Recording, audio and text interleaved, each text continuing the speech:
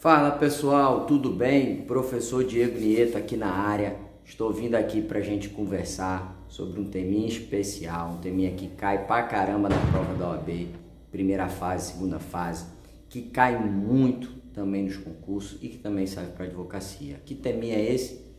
Os intervalos de tempo, seja dentro da jornada, seja após a jornada, entre uma jornada e outra, ou seja, o intrajornada e o interjornada.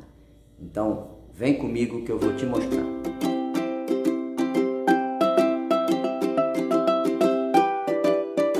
Pessoal, tudo bem? Vamos lá. O que a gente precisa falar? Antes de mais nada, a gente entender o conceito de jornada de trabalho. O que é jornada de trabalho? Jornada é o período que o trabalhador está à disposição do empregador, o famoso tempo à disposição. Inclusive, nós temos vídeo aqui no canal sobre isso, basta você colocar aqui tempo à disposição, que está aqui também no canal. Veja, o período que o trabalhador está à disposição do funcionário, seja executando ordens ou aguardando ordens, ele é um período remunerado, ele é um tempo remunerado, ele é um período trabalhado. Agora, a legislação ela estabelece alguns limites, né? A própria Constituição Federal, no artigo 7, inciso 13, e a CLT também, no artigo 58, coloca os limites de jornada diária e de jornada semanal.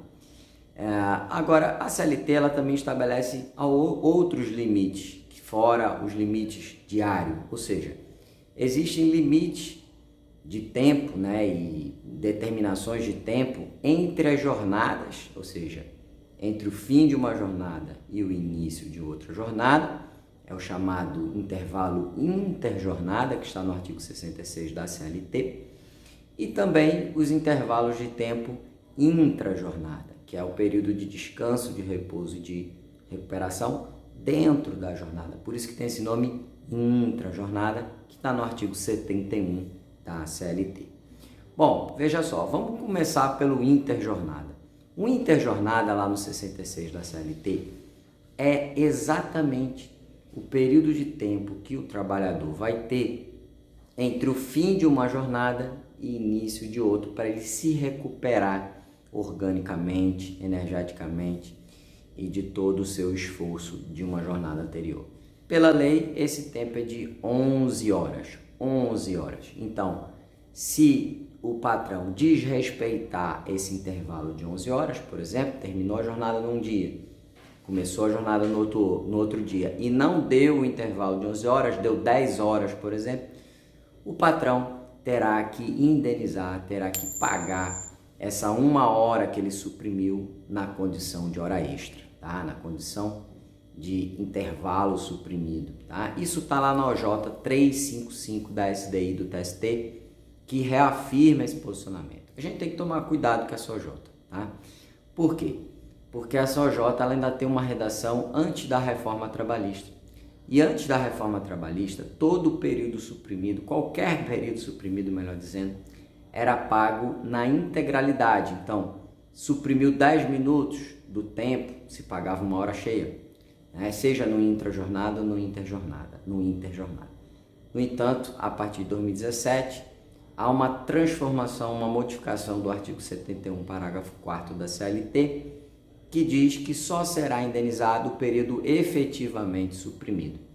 Então, tem que ter atenção, porque isso também vale para o interjornada, tá bom? Então, a OJ 355 da SDI1 tem que ser lido à luz dessa atualização da reforma trabalhista. Um outro ponto de muita atenção é na súmula 110 do TST. O que diz a súmula 110 do TST? Que toda vez que houver o período de descanso conjuntamente ao período das 24 horas do repouso remunerado, né, nas escalas de revezamento, por aí vai, eu vou ter que respeitar o período das 24 horas e depois respeitar o período das 11 horas. Ou seja, eu tenho que fazer uma junção de 35 horas de intervalo. Eu não posso pegar as 11 horas e jogar dentro das 24 que já existem, tá bom? Então isso também é muito importante a gente observar, súmula 110 do TST. Bom, existem vários outros tipos de trabalhadores que também têm jornadas, interjornadas especiais. Por exemplo, o jornalista, no artigo 308 da CLT, entre uma jornada, o fim de uma jornada e início de outra, do jornalista, ele tem um intervalo não de 11 horas, mas de 10 horas. Tá? Outro trabalhador também interessante é o operador de cabine cinematográfica. Ele tem um intervalo entre uma jornada e outra de 12 horas. Outro trabalhador também que é bem interessante é a telefonista. Ela tem um intervalo de 17 horas. Ou seja, eventualmente a gente pode ter, por algum tipo de trabalhador, uma jornada, um intervalo de jornada especial, tá bom? Mas em regra, os trabalhadores têm 11 horas de jornada e tem que ser respeitado. Bom, um ponto importante também é que a gente não tem a observação só da interjornada, a gente tem também a intrajornada. O que é a intrajornada? É um intervalo dentro da jornada. E aí é o 71 que manda em tudo, né? Como é que a gente vai imaginar os intervalos dentro da jornada? Bom, primeira coisa, trabalhador até 4 horas. Aquele trabalhador que tem até 4 horas de jornada, ele não vai ter nenhum intervalo, nenhum, tá? Então quem trabalha até 4 horas não tem direito a intervalo algum. Então se o trabalhador trabalha, por exemplo, 6 horas de segunda a sexta, ele vai ter direito a intervalo. Por quê? Durante segunda a sexta. Por quê? Porque o trabalhador que trabalha mais de 4 até 6 horas, ele tem direito a 15 minutos. Tá? Isso está lá no caput do artigo 71 da CLT. Agora, se ele trabalha 6 horas de segunda a sexta, por exemplo, e 4 horas no sábado, por exemplo, ele vai ter os intervalos de segunda a sexta, mas no sábado ele não tem direito a intervalo, tá bom? Então é muito comum, inclusive, cair isso na prova da OAB primeira e principalmente segunda fase. Fazer esses trocadilhos de tempo para saber se o candidato, se o aluno está ciente em relação a essas regras.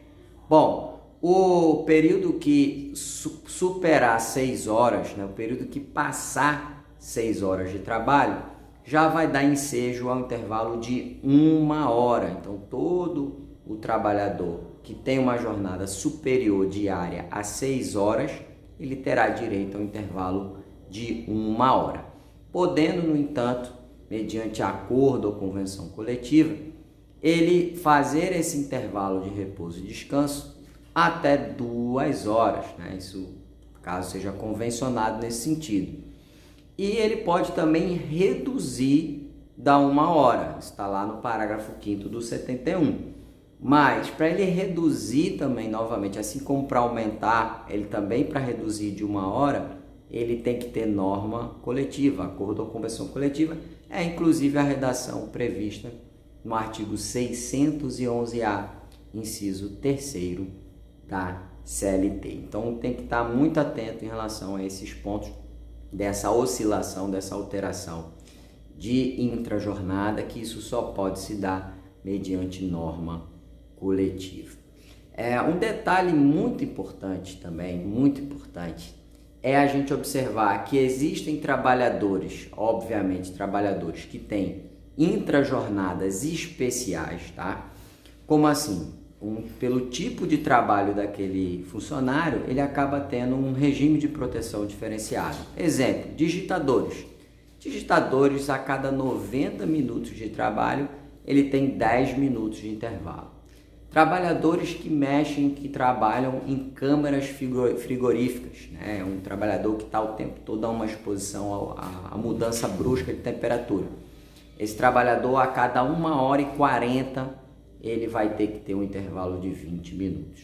Então, novamente, a gente, assim como interjornada, na intrajornada, a gente pode ter alterações no regime tradicional de 11 horas na interjornada ou de 1 hora na intrajornada para trabalhadores especiais, tá bom? Bom, para a gente fechar, para a gente caminhando aqui para o nosso fecho desse teminha super importante, da máxima importância a gente entender duas coisas, 2 pontinhos. Primeiro, a jurisprudência, de modo geral, não tem permitido se elastecer um intervalo intrajornada mais do que 2 horas. Tradicionalmente, isso não é permitido. Por quê? Porque o deslocamento e a rotina do trabalhador acaba sendo determinada, acaba sendo tomada só por conta da vida profissional do trabalhador. Porque imagina, ele trabalha pela manhã, se desloca, vai ao trabalho, trabalhar 4 horas, por exemplo. Aí volta para casa, almoça, descansa, dá um intervalo de 4, 5 horas, depois volta, trabalha mais 4 horas, depois volta. Imagine quanto tempo esse trabalhador não gastaria só nesse deslocamento. Então, via de regra, isso não é permitido. Agora, se a gente estiver falando de trabalhador doméstico, que ele trabalha e resida na mesma residência, lá no ambiente que ele mora, aí é permitido pela própria Lei Complementar 150 de 2015.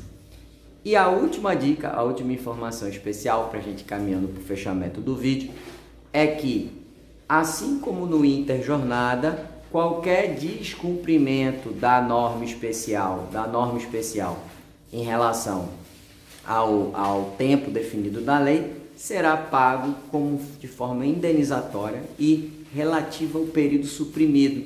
Isso está lá no artigo 71, parágrafo 4º da CLT, tá bom? Então, é muito importante a gente estar atento nessas regras, é aquele teminha que despenca na prova da OAB e a gente veio aqui gravar esse videozinho super especial para você. Se você gostou desse conteúdo, gostou desse vídeo, curte aí, segue a gente, compartilha, tamo junto.